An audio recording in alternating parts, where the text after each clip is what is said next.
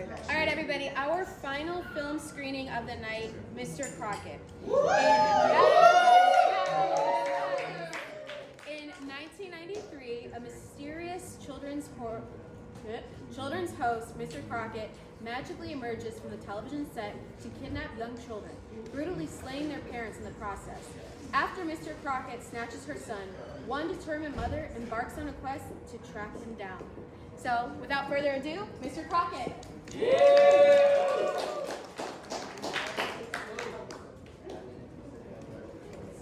The following is intended only for mature audiences. Viewer discretion advised.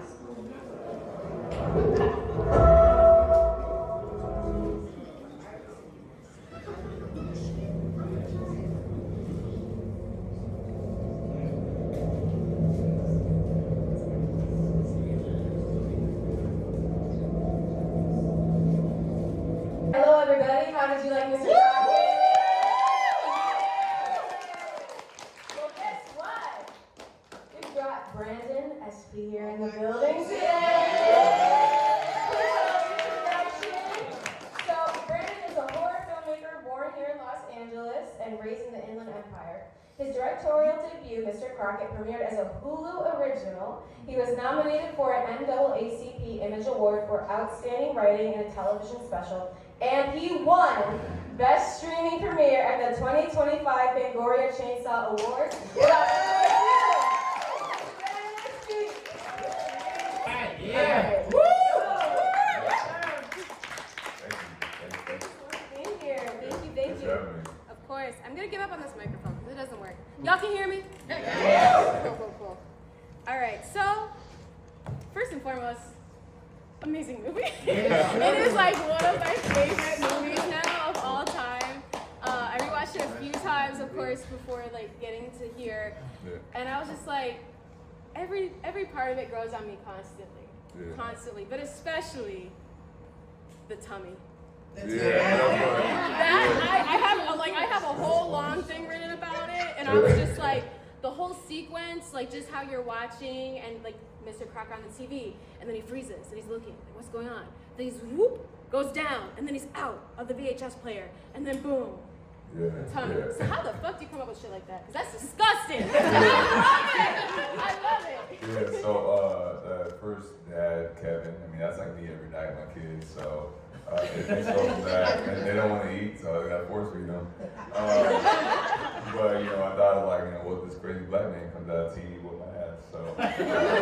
And kind of like, it's all about that whole payback, trying to pay back parents. And I was trying to think of certain ways, and I had a lot of crazier ways, but then you listen to within budgets. Like, originally I had it to where the chair, like instead of like he gets slashed, like at that certain point, like the chair raises something in the middle and it like goes up his ass, and then he's like up in the air, and then Crocket, it's almost like he's like a pig roast, and spit roast thing. And then he slaps his son open. But that was gonna take a long time, and we had limited time in the house. We had like 2 days, so I couldn't do all that. And the actor didn't want a big thing of his ass.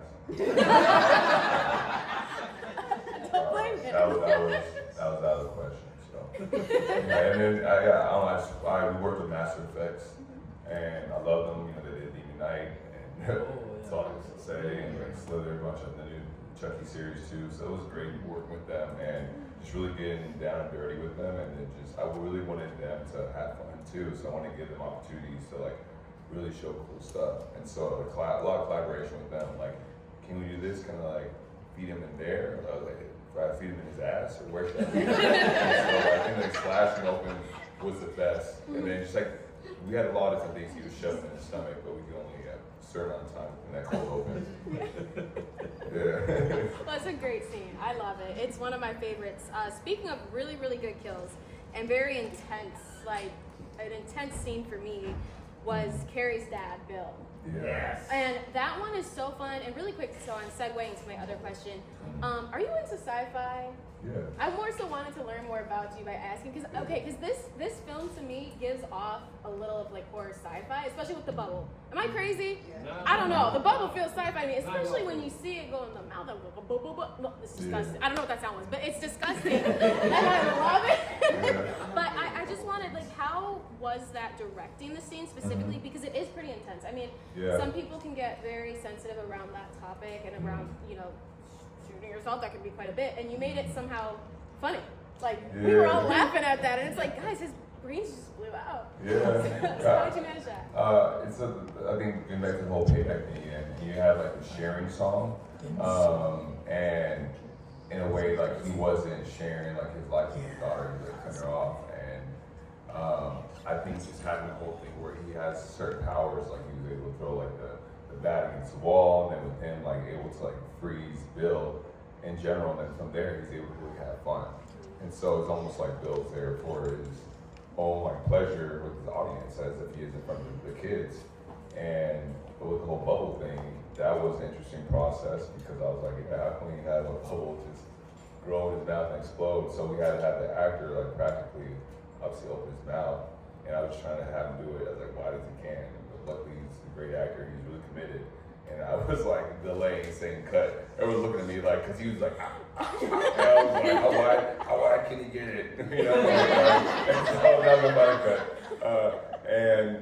After that, we had a practical head where they had Zane and Graham from Master Effects were manning it to kind of show us if the jaw is broken for that tight shot with the bubble before the head explodes. And then for the head explode, we had this whole like gag where there's a funnel going up his head and then pulling the cap back while we're shooting the blood up through like this pressure thing. And that was cool. And it was interesting because we shot this during like the strike stop was halfway, and so we shot that scene one of the last days before the strike happened, and like blood shot from the ceiling. It was all over this house, empty. And then we picked up 6 months later, and the house was still. We didn't clean up the blood, so we walk in the house. It's like a murder scene. It was like, so that was fun. That's cool. That's cool. Yeah. Speaking of great actors, this whole cast is phenomenal. Phenomenal cast. I loved every single person, and I do want to specify though, children actors. Jesus, the talent.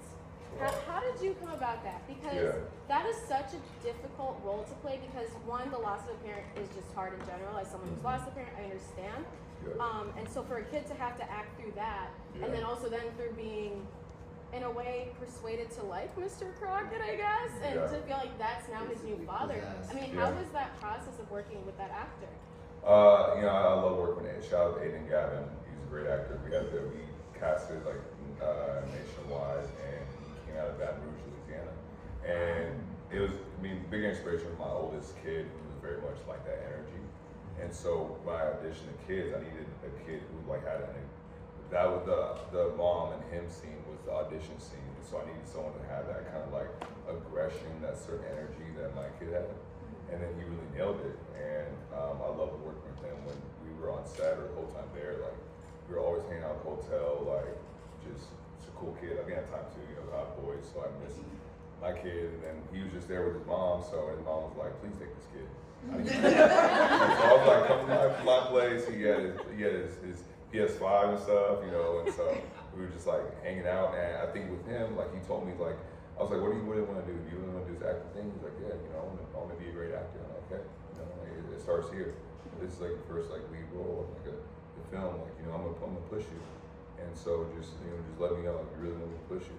Because if not, I can lay off, but then it could be a subpar performance. I'm like, wow, I want to push you, that's where you want to be. And so we had kind of that trust in each other, so I was able to really lean into him on set, and he didn't take it personal. He understood, like, this is what I have to do to get better. Like, we have a certain goal, like, this is not personal, this is live the business.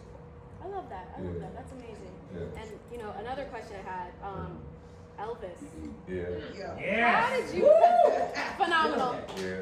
But how the fuck did you go about finding the perfect Mr. Crockett? Because he sent shivers down my spine, and it's rare that I feel that way. No shade, no tea. I just, you know, when you're used to horror, it's like, okay, but I felt like, shit, are you my VHS player? Like, I felt a little scared. Yes, I do have a player, okay. As you should. As I should, thank you. So yeah, how did you go about casting him? Because he is just like perfect. So I had a few others in mind at first, and then he came across the desk from the casting director, and I was like, oh, I remember him from the show American Crime. I loved his performance in it in the first 2 seasons. So I was like, yeah, let me meet with him. Because at the time it's like offer only, so they're not really auditioning, you're interviewing them. So I met up with him, and he was real cool, and we kind of just talked about the character a bit, got into a lot of backstory, and we were vibing really well. And then afterwards, he was like, you know, you could tell like he like wanted this role, like his manager. It's like he's looking for a role like this to really kind of like go all in on this character and show that he can play this type of person and really go like deep and dark in it. And afterwards, he was like basically, I'm your guy. And then I saw that the seriousness that he had in his eyes about that, and I liked it because you want someone who's gonna really want to do it, and especially if you're getting like some, you know, they're not getting paid like crazy, and so it's like really gotta dedicate like yourself to this role. And he was really down to do that, and I'd rather have that than someone who's like a bigger name who like just kind of graces over the role. So he's really go there, and we did like a lot of deep character study on him and his relationship with his father, the character father, and found some really like dark, fucked up shit that we incorporated into his character. Awesome. Yeah, because that's phenomenal. Yeah. Absolutely. If I could tell him, I would. Because it's phenomenal. So Yeah, no, he's great. He's You're like my like, big, "Who's that?" But he's like my big brother now. I appreciate him a lot. Like, very fortunate that Okay. So, speaking of Mr. Crockett, the world of Mr. Crockett, okay, well, the facade world is very cool. But how did you come about distinguishing the difference between what the children are kind of, you know, seeing? And granted, I assume it's based off kind of like the show he already had, etc. But how did you build that set, and then how did you build the set for the actual like demonic world of Mr. Crockett? So the original set was inspired by Sid and Marty Krofft, the show from the 70s, kids show. The show Zoom, as far as like the clothing for the kids, kind of coordination. And McDonald's Land was another one back in the day, and Pee-wee's Playhouse, especially with the chair and demonic chair, and like a mixture of that, like picture pages. There's a lot of stuff I kind of went down to like the 70s kids show rabbit hole that were back then and say, okay, yeah, that kind of looks fun. But then now you look back at it, it's like, wow, these costumes raggedy, like these look terrifying. And then so we had a good set, and then I like the color scheme. I wanted like real like 70s kind of looking as far as the design and the structure. So, and shout out to Michelle Patterson, who's our production designer, who was great building the whole concept. And then we took the set outside and we literally torched it with flames, so that it could give that look that it had with it. So that was fun. Yeah, I was curious because when I was watching it, I'm like, some of it's the same stuff, like, you know what I mean? Yeah. In a set, so that's really cool to know. Yeah. And okay, I lost my page, but I remember the question. So I'm so curious, how did this become a full-length film? Because everyone here knows, right? We know the minis and everything. Okay, so how did you go about going, hey, I want to make this into a full thing? Was it even like your idea? Did someone ask you to make this a full feature film? How did this happen? Yeah, so I shot the short that made on Valentine's Halloween, and when it came out, it got good reviews, and I had already thought about a feature version in my head before, and so I had made just a feature outline, just because it's to see, and then when it released and it was doing well, I was like, cool, maybe this is a good sign for me to reach out to them and say, hey, I have a feature version if you're willing to meet about it. And so I emailed them and they said, yeah, send over like the treatment, like the outline. So I sent it over and they're like, okay, schedule a meeting. And then we ended up having it was like a half an hour scheduled meeting. It ended up being like over an hour, because we were talking, going back and forth. The one I originally pitched was a lot darker. And they were, and certain stuff where they were like, we can't perpetuate certain stereotypes. And I was like, okay. And I was like, okay, so I'll go, because it was almost like a Men's Society version. It was based in LA when I wrote it too. We shot that in New Jersey. And so it was a lot like darker, and there was like just some gang shit in there and stuff that they were like, yeah, we're not gonna do this. But we went back and forth on ideas and came to a place to where like, okay, maybe it's not, and like they're like, we can't afford to even shoot this in LA. And I was like, oh, okay, well, and then I just thought of like, we just kind of leaned into different options, and later at night they hit me up and said, hey, look, we want to make this, we want to shoot this in the spring, and at the time this is like October before, and so I was like, oh, okay. And then I told them like, I at the time, like I'm like I'm a full-time like corporate marketer, so I'm like busy and I have kids, and I was like I can't make that timeline. I was like, honestly, and then they're like, okay, what if we give you a co-writer? And on the short, I worked with this executive producer, shout out Carl Reed. He was great. He was great to work with. Really connected, and I was like, well, what if Carl go write it with me? Because I already had like a detailed outline, so I was like, he could set up the draft, and we just both go in on it. And we did that over like the next like 2 months, and they got it greenlit by Hulu, to where they were able to like, yeah, let's go with it, and then that's what happened. So it moved kind of fast once I had, I think just said I was able I had that preparation to have like a concise idea, but that was still flexible to be able to take feedback and move around and not really lose its strength. So, yeah. Cool, thank you. And I have like, this is a two-part question. So, okay, I'll start with this part. Do you feel, or at least have you ever heard, do people feel any empathy for Mr. Crockett, given his backstory? Or are most people like, man, this guy's fucked up? No, I feel a lot of people feel for him. Yeah. I felt like, just because it's a bad day, yeah, he's still parents, may not hurt these kids. And also you just see certain things that he may have, especially when you see the animation, kind of more about his backstory. And how it was a little bit troubled. Maybe he didn't really have the childhood that he wanted, and so he like living through it with these kids with the show that he wanted to continue on forever. And so the reason I say that's two parts is because part of me wants to see a little bit more like just him, you know what I mean? But I also want to see what's going on because everything's peachy keen, right? Like it's like, woo, this is a little too happy. I was like, they were doing something, they're happy. I'm like, something's wrong. And then the moment that teacher comes in, the principal, and is talking, I was like, what's happening? I see him drawing. I'm like, That being said, is Mr. Crockett too happening? Can you tell us what you wanted to happen? That's the first thing. Yeah, I'll just say stay tuned. That's all. Okay. You heard it, that's all. Shout out, stay tuned. Thank you so much. And one more question before we open up to the audience. What exactly inspired you to write this? I know we talked a little bit, but like, was there any like, not to get too dark here, any like possible trauma, or was it more just like, what you did to your dad? Sounds like your kid just like, hey, you're alive, I'm gonna make a movie about it. I was having an argument with my kid one night. He was obsessed over Blippi. Oh. And like Blippi was just like ruining my life. I thought I couldn't even talk to him anymore because he would just not even look at me. Just like, especially when we talk to him, and I'll be like, his name is Soul, like Soul, I'll be like this close to him, Soul, and he just would not even blink because he like had him like by the balls, in a scary way.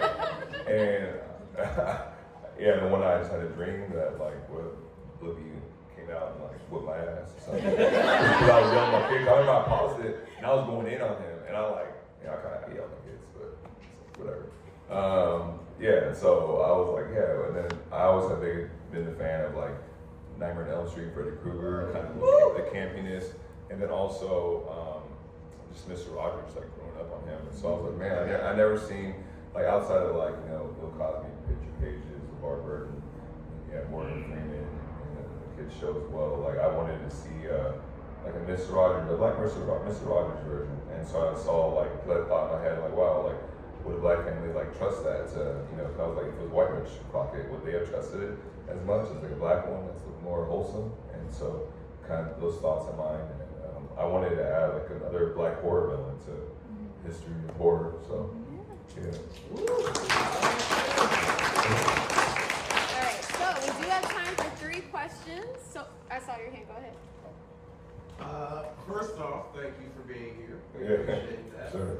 How was directing kids as opposed to directing adults? Was that more difficult, less difficult? How was that? Yeah, it was difficult, I'd say, especially when it's a group of them together because they just want to mess around and play.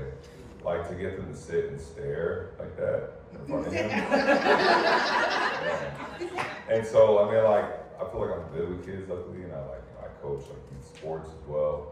So I'm always kind of managing, directing kids in some way. So sometimes you gotta treat it like a game. And also it's like education for them too. It's like, hey, there's intestines over here. And they go over there. And like the special effects people are like, look at this. This is blood, this is a body, this is a leg. That's the bottom of Mr. Crockett's body. And they're like, wow, they love it. It was like a playground for them. And so it's kind of like that. You give them some play time, and then okay, now we got to work though.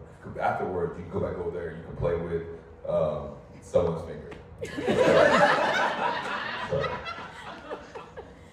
Alright, we got 2 more. Yep.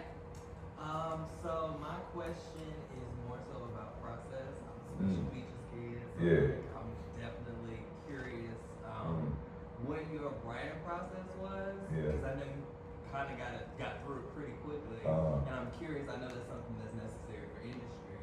Yeah. But like I'm curious what your process was, and then also as a first, I don't know if this was your first time doing like a feature for like Hulu, like establishment like Hulu, but like what was it like going on set and navigating that maybe for the first time?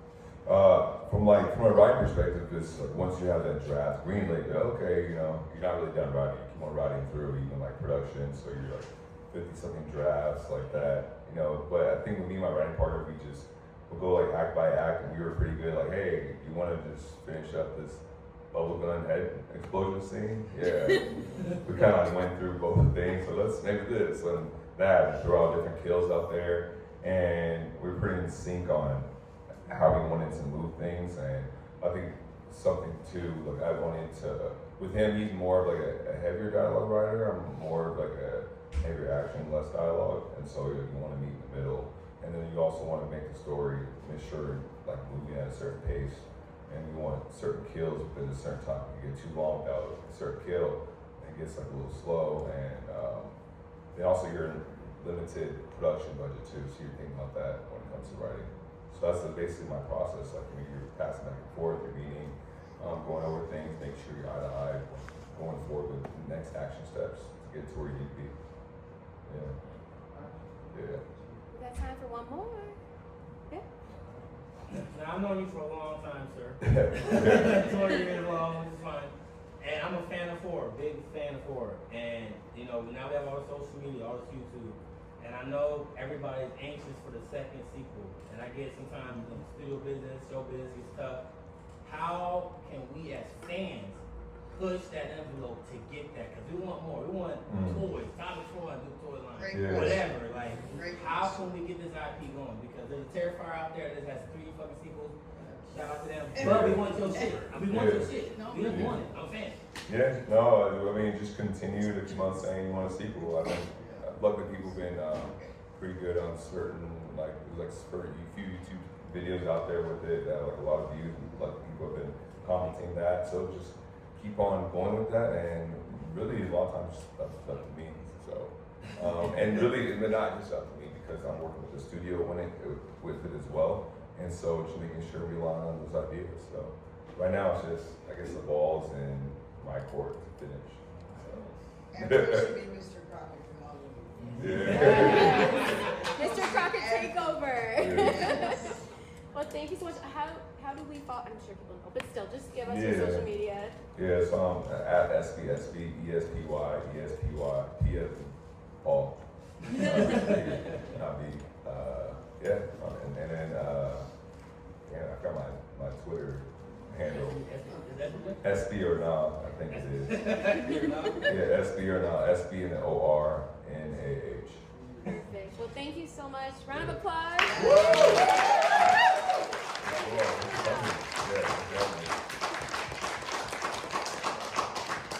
All right, everybody. Thank you so much for coming again to Soul Shadows. This is year 2. I really appreciate y'all. Next year, is it happening? Yeah. Yeah, it's happening next year. So thank you for being here. I appreciate you all so much. Really quick announcements. 1, if you purchased art today and you are still here, I have it set up at the front. Just meet me at my front table. I can give you your art so you can go home with it.